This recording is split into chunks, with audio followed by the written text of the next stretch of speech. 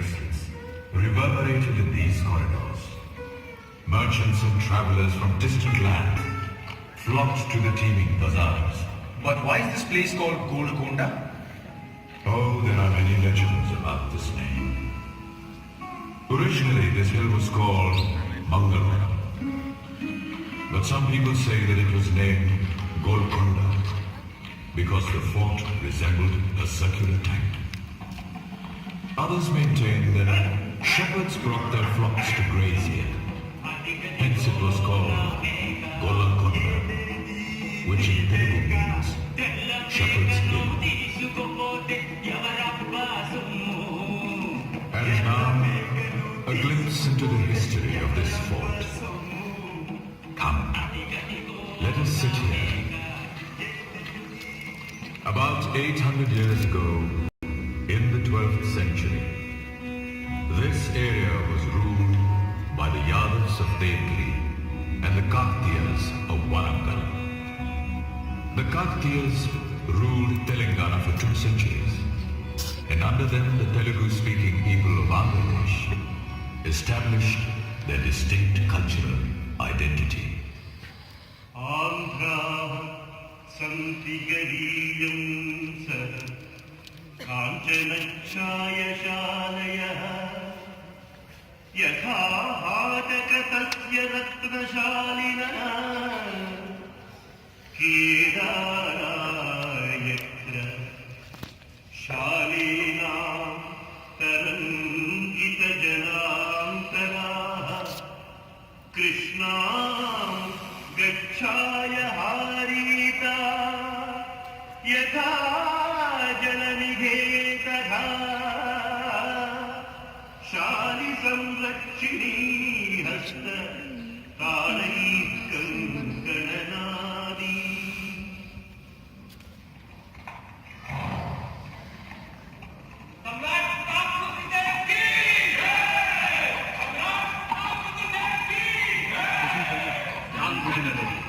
We have defeated and duly punished the errant feudatory Ambade. Other rebels who stood by him have also been vanquished. At last we may hope for peace in our land, Maharaj. Not yet, Benaredi. We have information that the Turk invader Alauddin Khilji has captured Devgiri. Now he might think of invading Telangana as well. So long as life courses through the veins of Pratap Rudra and valiant warriors like you stand by us, we can face any calamity. But we must be on guard. We will build a new fort here at Mangalwaram, which will protect us against any invasion from Devgiri. And so huge ramparts of mud were raised on the hill, and a strong fort was built here.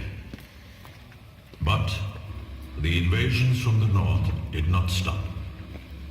The Khiljis were followed by the Tughlaqs. And then, neither the Yadavs survived, nor the Kaktiyas. However, the Tughlaqs could not hold the Deccan for long. Why?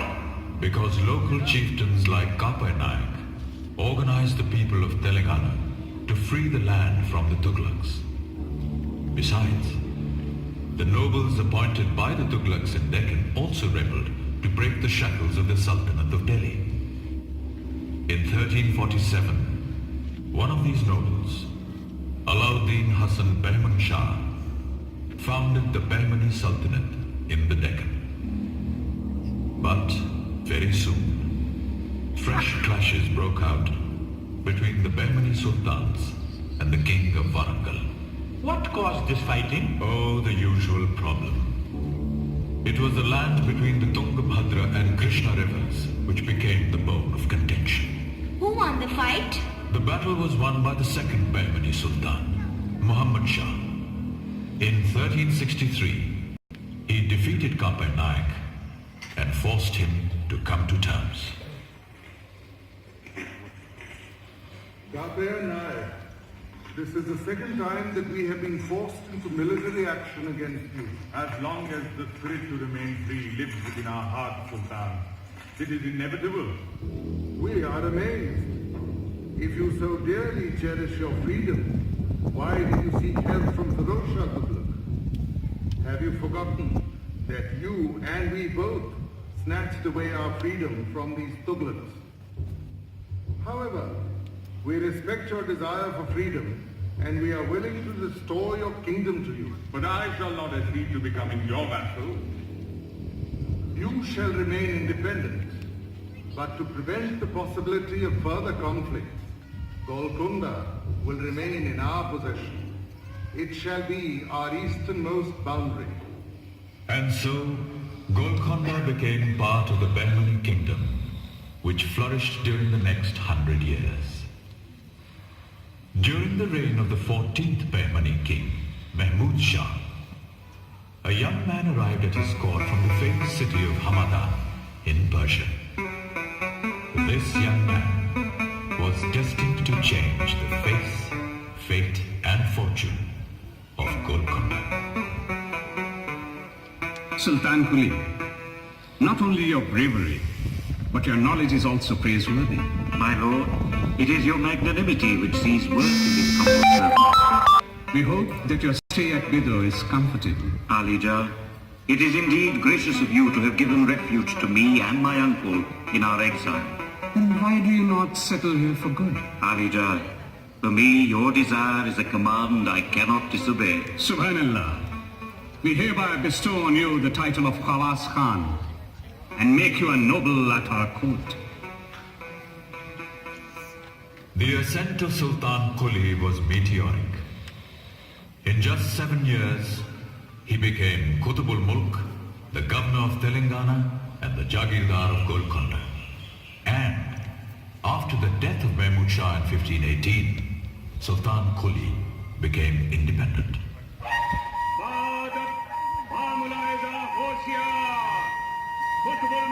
Sultan Kuli Qutub Shah तशरीफ ला रहे हैं. Bade Malik, there is peace and quiet in Vijayanagar and Bijapur now. The administration of Golconda too is stronger than ever before. And we shall have to keep it so. Therefore, we have decided to make Golconda our capital. But it is not in the center of the kingdom, my lord. Nevertheless, there is no other place more suited for the defense of our kingdom. A mud fort already exists here. We shall strengthen this fort with stone and mortar and reside here as well. So, this was the first time that a ruler decided to make Golconda his capital and live there. Absolutely. Sultan Kuli had brought with him from Hamadan images of the towering minarets, grand arches and magnificent gateways of Iran. All this is still visible here. Do you know that the circumference of the outer wall is 7 kilometers? There are 8 gates and 87 bastions in the crenellated wall, and 2 more stone walls within the outer rampart protect Bala Hissa.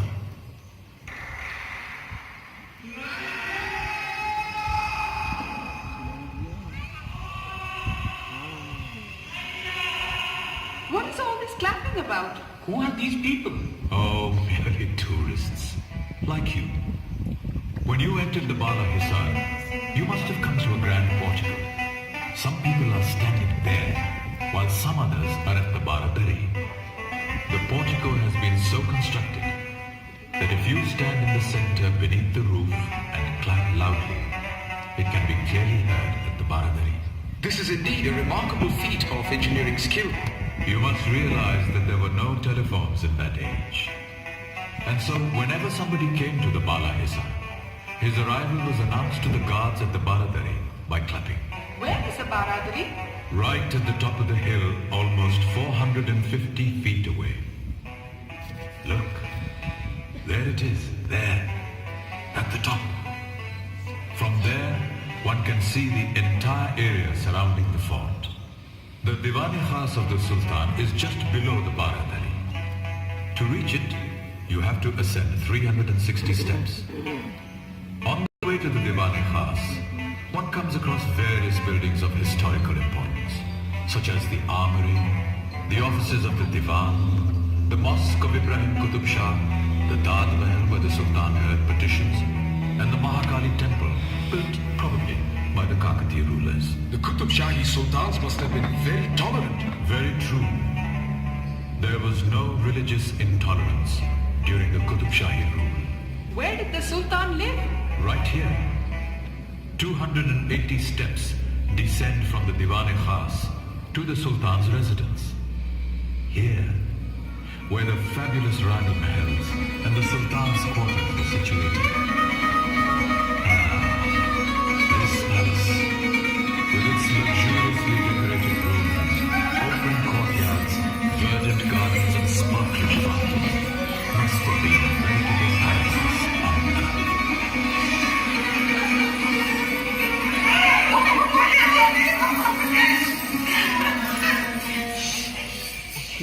Sultan Quli was an able administrator, a remarkably talented personality. Yet, the last years of his life were marred by bitter domestic quarrels.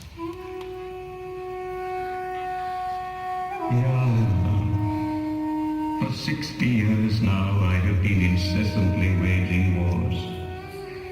I have laid the foundations of a new kingdom. Alas, there is none among my sons to whom I may entrust the kingdom and spend my remaining days in your worship. Ever the eldest passed away before my own eyes. Kutubuddin has no interest in the affairs of state. Jamshed and Daulat have proved to be insufferable upstarts. Had I not imprisoned them, they would have put me in chains. Ibrahim, the youngest, is just 13. What am I to do, Yaqubah? Only you can show me the way. Meanwhile, Yar Quli Jamshed Khan, the third son of Sultan Quli, was busy with his intrigues during his captivity at Golconda. Believe me, Hamdan, death would be more welcome than this imprisonment. My father will not accept that the kingdom would be safe in my hands. It's really sad, my lord, to see an able prince like you suffering. If my father is not sorry to put me in prison, why should anyone else feel sad? If it were this humble servant's power to alleviate your suffering, I would do so immediately. You can't, Hamdan. You can't. How, my lord? There is only one way out. The Sultan will have to be removed. What a merciless son he was. Planned to kill his own father for the throne? Was his conspiracy, successful? Alas, it was. What happened to the younger brother? The youngest brother, Ibrahim, had to flee Golconda and take refuge in neighboring Vijayanagar. The next 7 years were a period of intense turmoil in Golconda. But after the sudden demise of Jamshed in 1550, Ibrahim returned to Golconda amidst great relief and jubilation.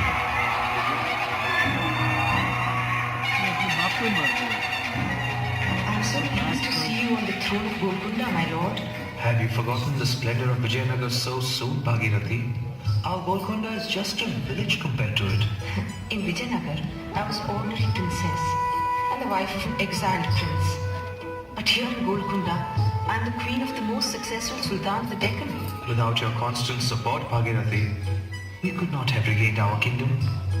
Now you must really get down to improving the affairs of the state. We are aware of it. Mismanagement in the past 7 years has caused havoc.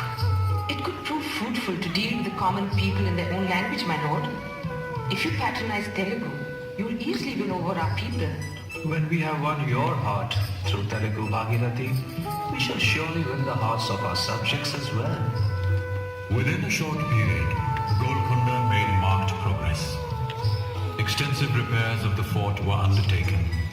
The famous Hussain Sagar tank was constructed. Improved irrigation resulted in bountiful crops, and Golconda entered an era of peace and plenty. This prosperity was also reflected in the flowering of art and literature.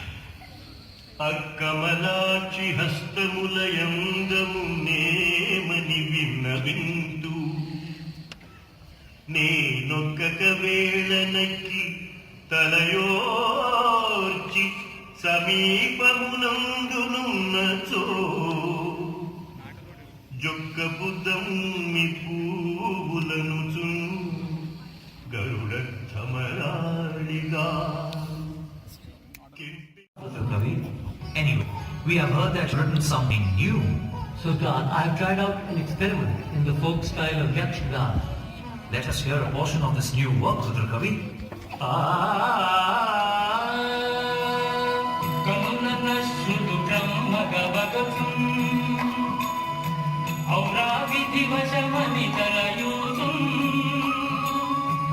ఎటికి ప్రాణములికనని తలచు క్రమరసమును రొమ్మున నొత్తు ఏగటి నోతుని కానని పలుకు బాబురే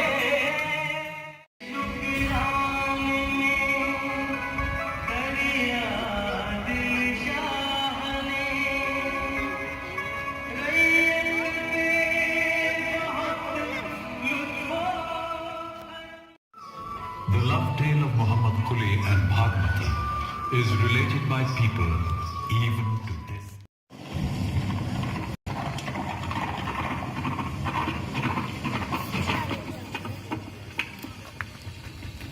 Bhagmati! Bhagmati!